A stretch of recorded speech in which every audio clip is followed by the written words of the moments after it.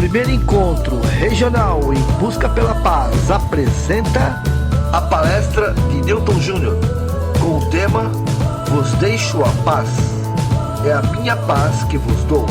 Local: Associação Espírita Jesus e a Caridade, em Santos. Fundada em 7 de março de 1943, tem como atividade doutrinária estudos, evangelização, palestras, passe e atendimento fraterno. Também proporciona assistência à comunidade através dos projetos Família e Projeto Gestante. Boa noite a todos. É uma alegria muito grande estar com vocês, pedindo sempre que a paz de Jesus esteja sempre conosco. A paz, ela está em cada atitude nossa. A paz é a nossa semente para a felicidade. Quando se fala em paz, acredita-se que é para terminar um conflito externo, um conflito global, governamental, entre nações, entre etnias. Mas essa não é o grande foco da paz. O grande foco da paz é cada um de nós. Jesus, quando esteve conosco, Ele nos deixou uma mensagem: eu vos dou a paz, eu dou a minha paz, eu vos dou. Porém antes, isso foi na ceia, porém antes Ele disse para os apóstolos: amai-vos uns aos outros. Quando aprenderes a amar, aí a minha paz estará contigo, convosco. E nesse processo, quando Jesus aqui esteve, 100 anos antes, Júlio César foi preparado na espiritualidade para nos trazer a paz. Roma, quando conquistava os povos, ela trazia em seu estandarte Pax de Roma. Então, segundo a filosofia romana, ele impunha aos povos a conquista e prometia aos povos a paz através da conquista. Ele convencia que eles seriam os protetores desses povos, não deixaria que ninguém invadisse suas terras, suas aldeias. Era um exército protegendo, porque naquela época simplesmente não havia nenhum tipo de decência, não havia fronteiras. Com a falta de alimento e as necessidades, os povos simplesmente roubavam de outros povos através de invasões. E Roma prometeu, de alguma forma, nesse processo agressivo, que eles seriam protegidos. E o povo aceitou. Porém, o que se viu foram os ricos cada vez mais ricos, os governantes das etnias, das nações, se unindo a Roma, ao Império Romano, para que através dessa união ficasse mais poderosa com divisão de terras. E assim o império mais poderoso da época conquistou mais da metade do mundo da época. Porém, Júlio César, que era um grande conquistador, foi, através da espiritualidade, orientado para que unissem os povos para a vinda de Jesus. Isso foi 100 anos antes de Jesus. Mas a união que estava proposta nos mentores espirituais não era a conquista, não era a busca pelo poder. E Júlio César sabia disso, né? Na espiritualidade ele prometeu para que o Messias, né, o nosso mestre Jesus, pudesse, quando aqui chegasse, encontrasse um povo unido. Como ele encontrou um povo reunido, não unido?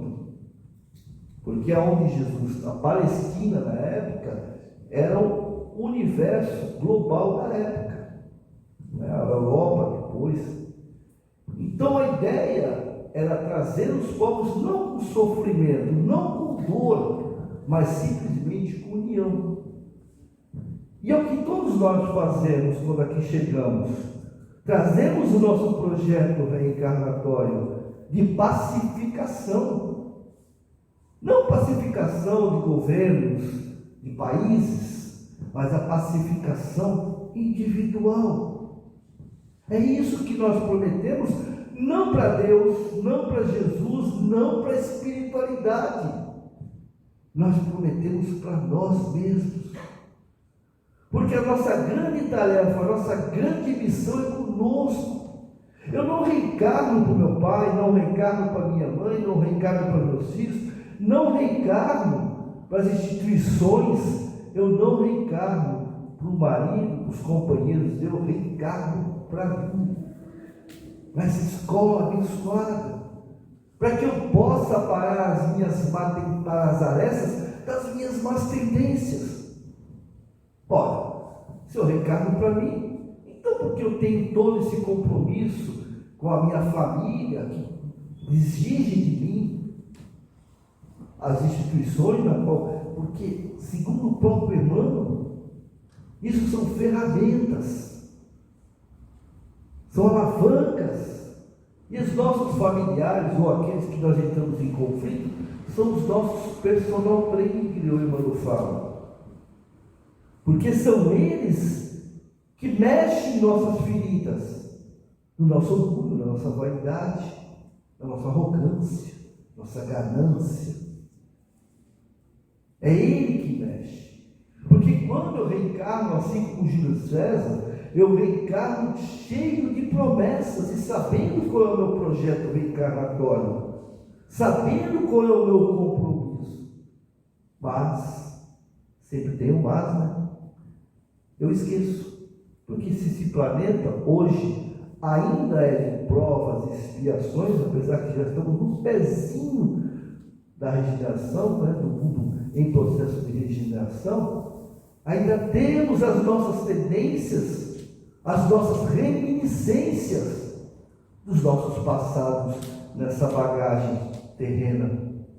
E nós constantemente, o zíper dessa bagagem é aberto e a gente percebe que nós precisamos tirar, retirar, remover aquelas pedras pesadas que nos trazem a realidade espiritual.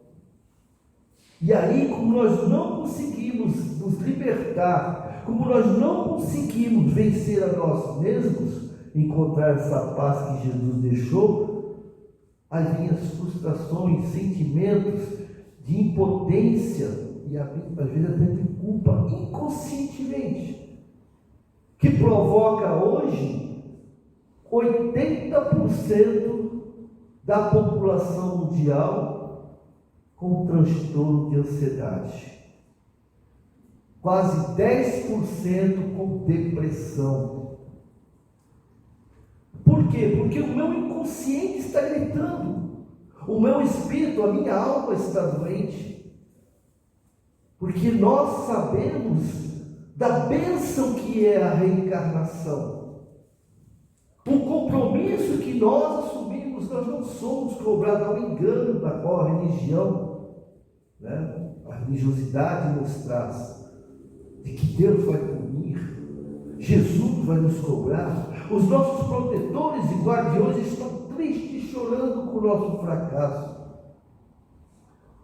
Aqueles que têm um grau elevado sabem, como Jesus, um espírito de escola, governante do nosso planeta e muitos outros ainda, segundo o próprio Chico, ele hoje governa um planeta em construção, um planeta primitivo, um planeta em provas e expiações, passando para a regeneração que somos nós, um mundo regenerado, que já é Capela, já está no processinho, né?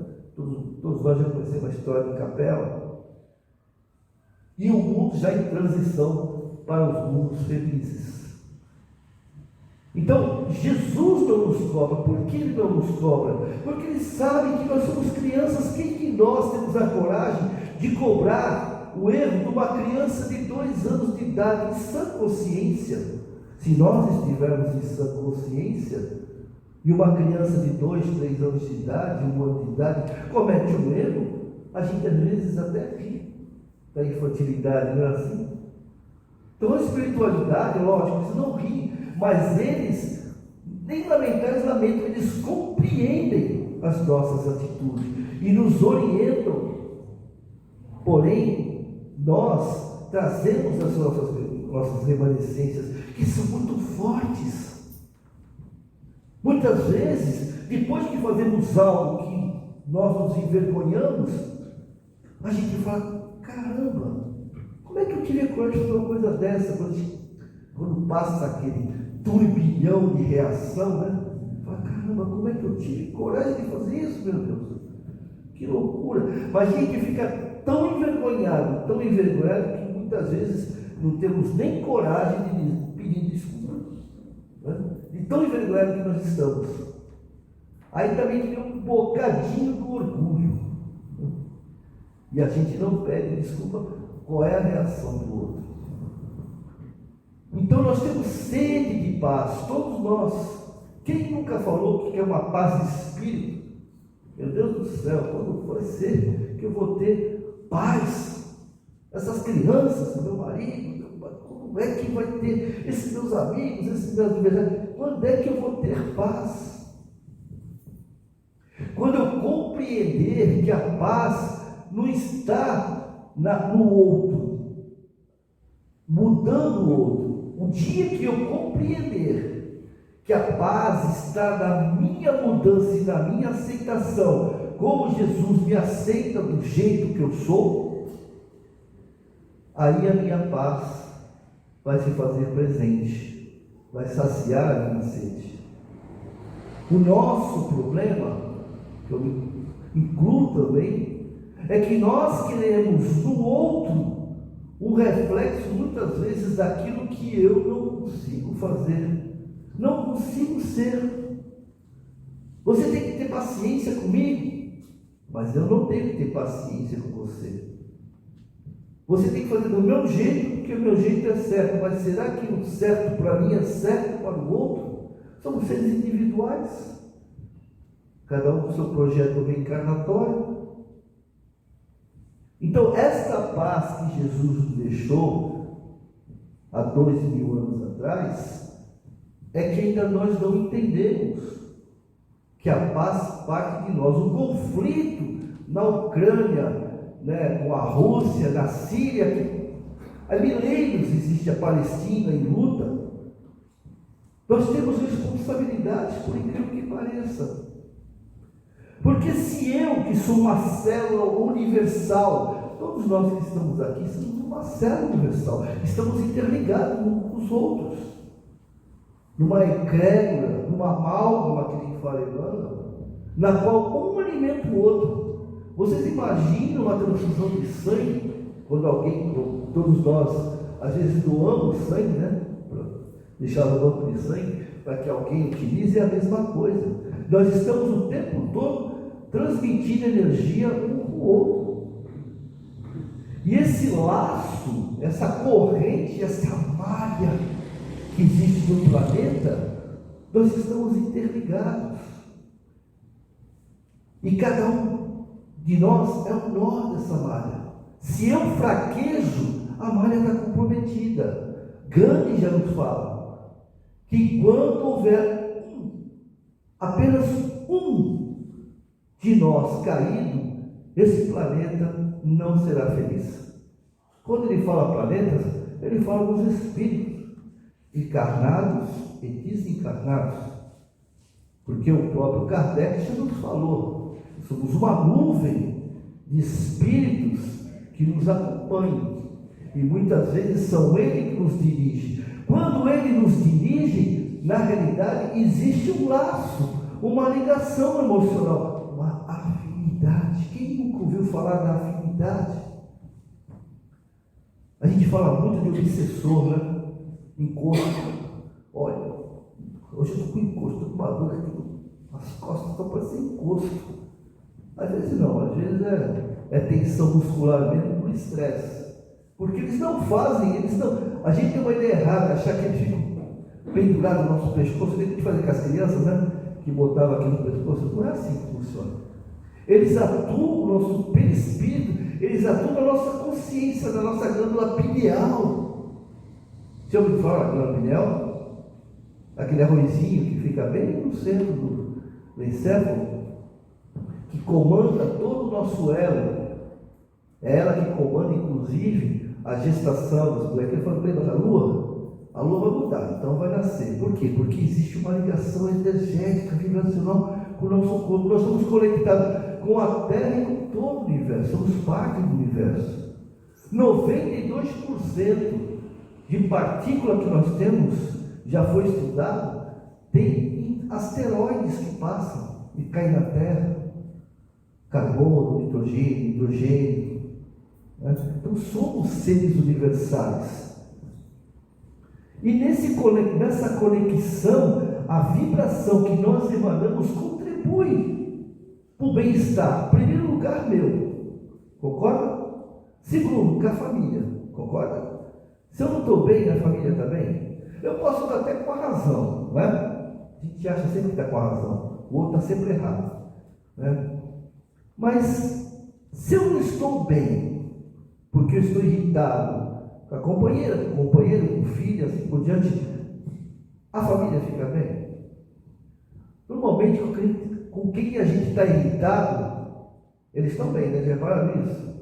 Eles não estão nem aí. E eu fico uma pilha, porque eu quero que ele faça o que eu quero e ele não faz. Então eu fico pilhado. Ao ficar pilhado, eu crio um campo vibracional dentro da minha família e eu tiro a paz do lar. Não tiro? E ao tirar a paz do lar, pela lei de afinidade, eu atraio espíritos que muitas vezes não são obsessores, não, gente. Porque a gente tem ideia de espírito obsessor, aquele espírito lá do passado que me acompanha, que quer me prejudicar, quer acabar com a minha família. E às vezes a nossa casa, pelo conflito, tem um grupo de espíritos que nem nos conhece. Quer ver um exemplo? Vocês já repararam que quando tem bagunça, tem fofoca, né?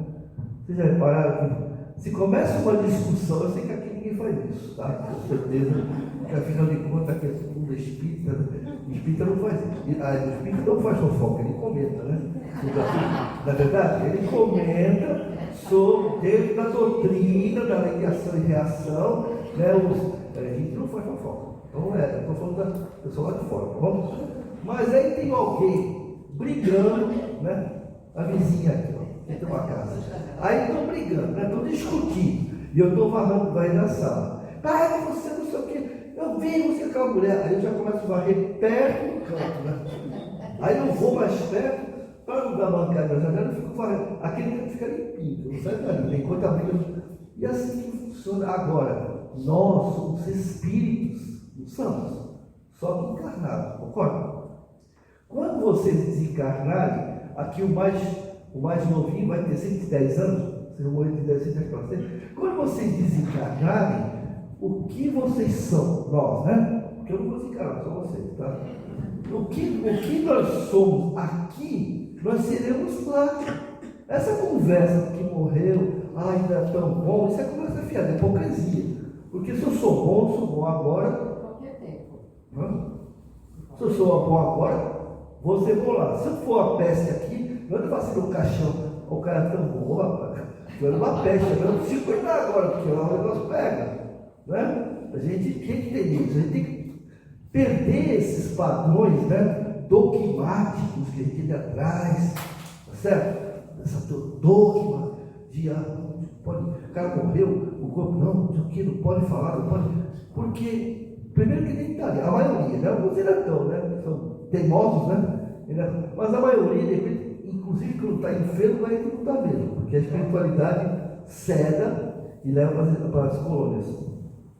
E aí o conselho é teu filho, tá? Não é o nosso lar, não é não, é uma subcolônia, né? Preparando para quando, se puder, se merecer, tá? Que não é assim. É todo um processo. Que se fosse falar sobre isso, não levaria, não é nem um seminário, um semanário, né? É uma mesa, é muito assunto. Então, o que acontece? Nós, do lado de lá, somos igual aqui. Então, se eu era fofoqueiro, eu vou continuar sendo fofoqueiro. Se eu era encrenqueiro, eu vou continuar sendo encrenqueiro. Eu escuto muito na internet, quando o pessoal fala assim, mas o CPF cancelado. Eba! Né? Já ouviu isso? Só que a gente esquece que aquele espírito, que era o criminoso aqui, ele não vai deixar de viver na sociedade nossa, não. Ele vai somar aos comandos da vida, e aos criminosos, às quadrilhas.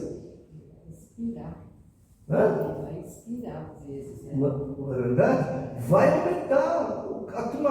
Agora, concorda comigo que é fácil você vigiar um bandido da janela da sua casa, né?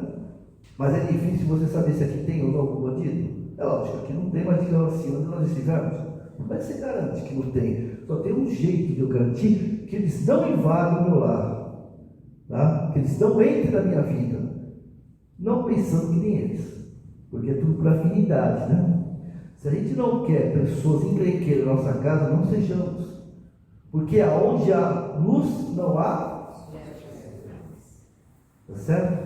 Isso é lei da física. Não vou nem falar de religiosidade, vou falar em física. Né? Aqui não está iluminado, lá está um pouquinho mais escuro, não está iluminado. Não é física. Treva, gente, não existe. É coisa nossa.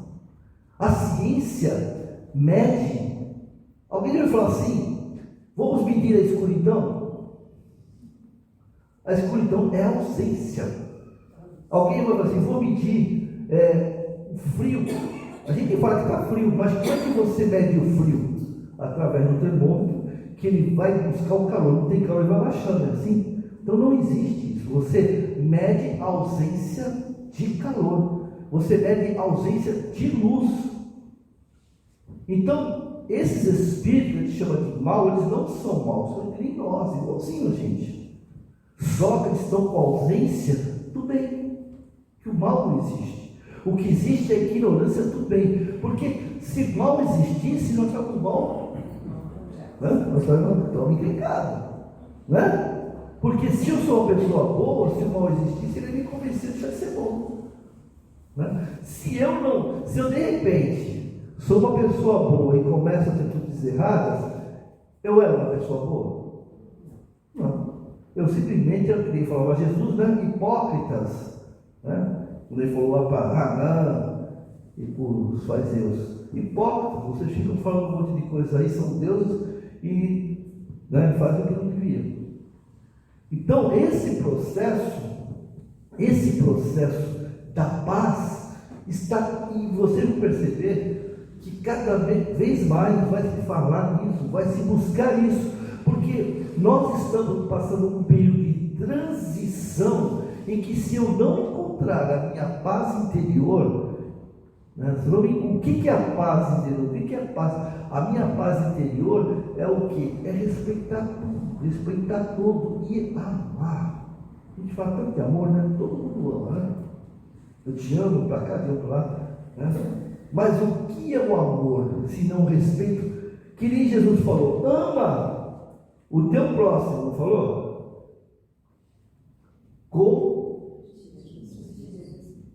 Então, qual é a primeira pessoa a ser amada? Eu. Porque se eu não me amar, gente, como é que eu vou saber o que é amor? Como é que eu vou dar algo para alguém se eu não conheço? Eu, por exemplo, nessa encarnação, imagino que ficar grávida e ter parto normal é punk, né? Não é fácil, não. Para quem teve parto hoje em dia, a cesárea ainda tem lugar. Mas mesmo assim, aquela famosa dor nas costas, eu sei porque minha mulher teve 2 filhos e minha filha teve 3. Então, vê que a mulherada sofreu, né?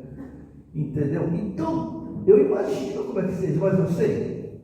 Por enquanto não, né? Sei lá, mais para frente vai ter um melhor. Por enquanto não sei, eu imagino, é o que uma coisa.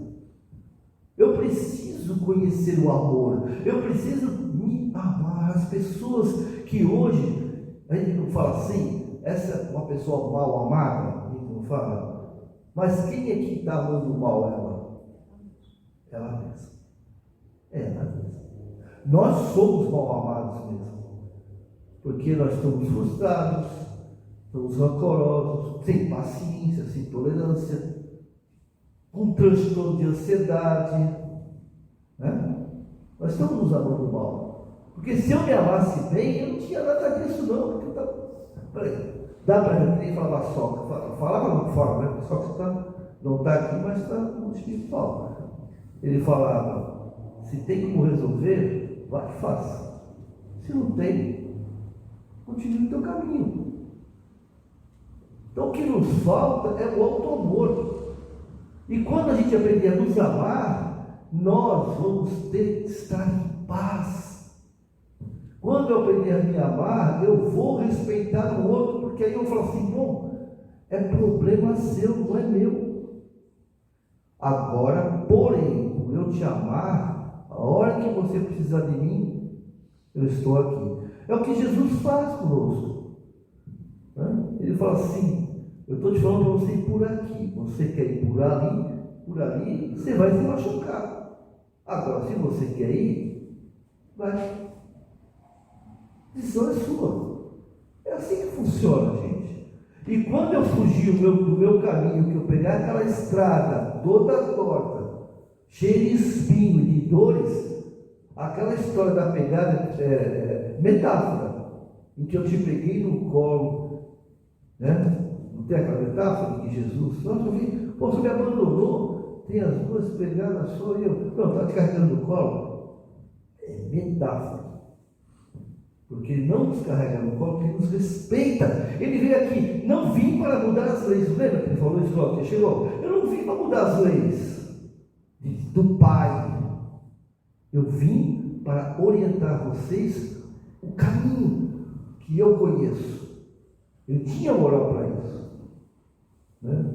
Então, temos que entender isso, gente. Jesus, os nossos amigos espirituais, os nossos protetores, os nossos guardiões, ou seja o nome que a gente queira dar, eles estão sempre do nosso lado, sempre. Mas a decisão sempre será nossa. Quando oramos, orai, né? Quando nós oramos, orar e vigiar. A gente tem uma deturpação aí, né? Que não falar fora, aqui dentro não. A gente ora para a gente e vigia o vizinho, né? Vamos ver, não, que não traiu, não sei o que, também está errado. Não, ora por ele, porque eu não posso fazer nada. Orar pelo outro, é tipo, eu não posso fazer nada por ele, porque a decisão é dele. A gente tem visto aqui quem tem filhos, quando chega naquela famosa idade da aborrecência, né? Dos 15 que a gente brinca, né? Essa fase, você pode brincar, pode bater com um gato morto na cabeça até diácono. Se ele quiser fazer, ele vai e faz. E ainda a gente escuta assim, mas meu filho, eu faço isso para você não se machucar. Ué, só não errou, só não se machucou? Deixa eu fazer isso. Deixe de fazer isso. Deixa. Porque ele está errado, eu perguntei, ele está errado. A decisão é dele, gente. Como foi a minha decisão, eu não vou conseguir mudar. Eu estou falando do filho, porque eu sei que o filho é o que mais dói. Eu tenho 2 filhos, 4 netos, então a gente sabe que machuca, mas a gente tem que entender isso. Se a gente quer mudar o filho, a gente tem que se mudar, porque algo, às vezes, nosso comportamento é que faz com que, né? Faz com que ele tome algumas atitudes, porque nós somos reflexos. Não, mas eu posso, você não. Faço o que eu faço, mas não faça. Não, faço o que eu mando, mas não faça. Não é assim que a gente fala para eles? Eles não entendem isso, como assim? Qual é a diferença? Meu pai e minha mãe, peraí. Chega uma fase que eles não querem. Então, se a gente precisa encontrar a paz, nossa paz, onde está a minha paz? Só vocês sabem. Cada um sabe onde encontrar essa paz. E através dessa paz que eu encontrar em mim, eu vou mudar. Primeiro me mudando, automaticamente a família vai mudar. O grupo de amigos, de companheiros, porque assim, nós temos os amigos e os companheiros. Amigo é amigo, né? Amigo só quer o meu bem, né? Amigo é assim, amigo é amigo só quer o meu bem. Mas os companheiros nem sempre querem meu bem, não é? Por exemplo, um companheiro de bar, ele quer beber, né? O dia que você não for no bar, ele fala, pô, nasceu, eu continuo. Um companheiro de fofoca, ele quer fazer fofoca. O dia que tu começar a rezar, fala, pelo amor de Deus, vai.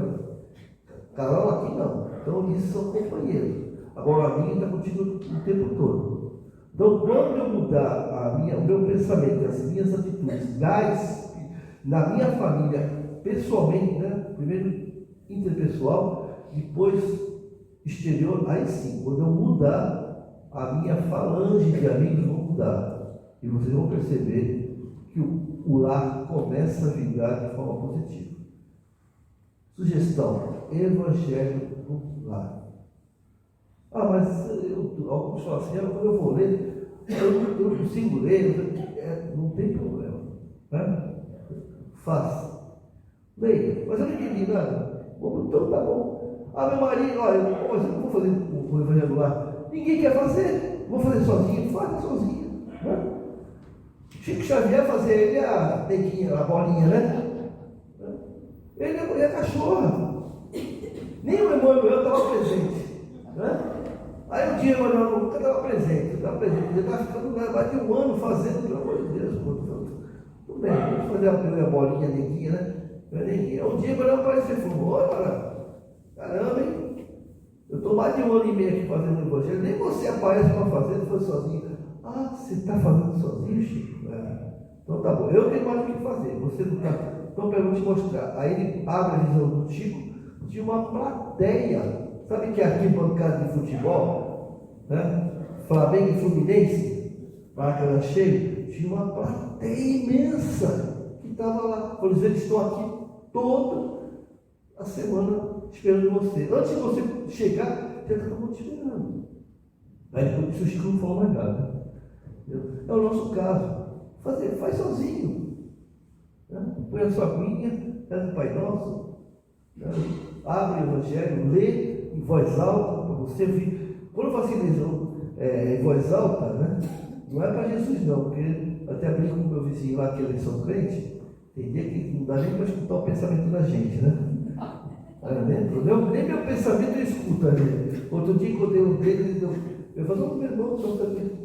Aí ele está brincando, ela sai e fala, cara, não dá para falar um pouquinho mais baixo? Não, é que ela se importa. Eu falei, mas Jesus não é surdo, não. Deixa. Fala. Eu briguei com ela, que eu tinha intimidade. Aí deu risada.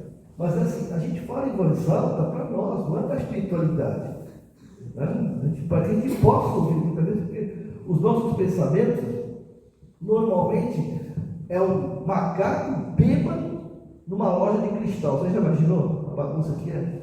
Isso, porque nós estamos pensando em muitas coisas ao mesmo tempo, não é? Eu não escuto o nosso pensamento, né? Então, às vezes, o que acontece? A gente quer se concentrar ali, mas é o famoso pensamento acelerado, né? A gente está tentando ver ali, mas é uma loucura, uma correria, né? Então, que a gente possa aproveitar esse momento de reflexão hoje, né? Esse passe que vai dar. Vamos abrir nossos pontos de força, vamos permitir, que até isso a gente tem que fazer, gente, permitir a espiritualidade, que eles possam entrar na nossa casa interior. Então vamos pedir esses amigos que acompanham todos nós, que possam nos orientar à noite, que nos levem a locais que a gente continue ainda mais aprendendo, relaxando, e que nos dê um dia de paz e harmonia para todos nós. Que Deus abençoe. Muito obrigado por você. Primeiro encontro regional em busca pela paz. Realização Lar Espiritual Cirante José. Coordenação Newton Júnior. Se inscreva em nosso canal, adicione o sininho e nos sigam no Instagram. Nos acompanhe em nossas redes sociais e compartilhe.